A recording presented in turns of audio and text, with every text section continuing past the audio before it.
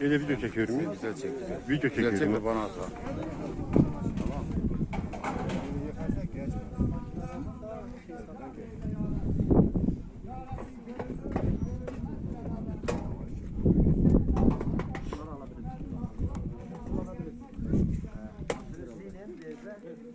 O tepsi 2 tane.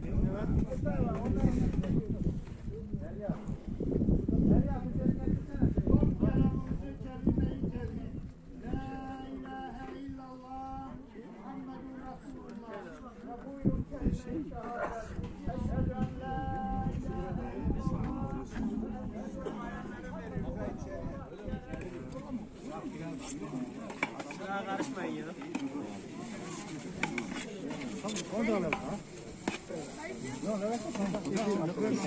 Oğlum içeri gitsen içeride ya.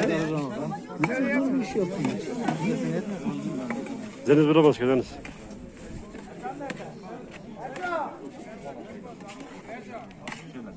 Az çek lan, bir video çek, bir yemek lazım. Eren ben yapmıyorum Eren. Sen çek boş ver. Neymiş? 500'e geçip kalabalık çek.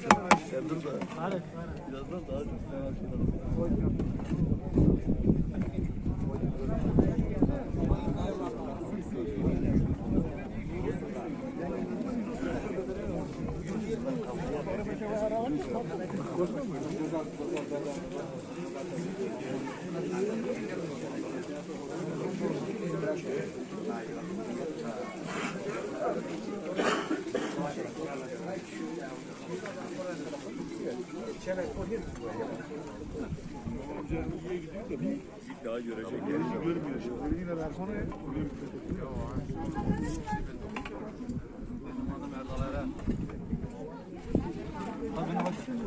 Hasan kurban çık.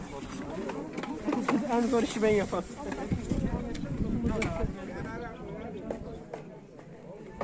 Ama şimdi iyi ha burada da vururdu şurada. Ben gelmiş olur sana. Ergün. Ben yemedim. Tamam. Bırak bunları, bırak buraya.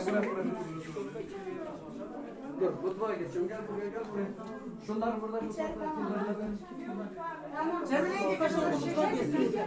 Tamam, buraya yemek getirme. Çocuklara ver, çocuklara ver.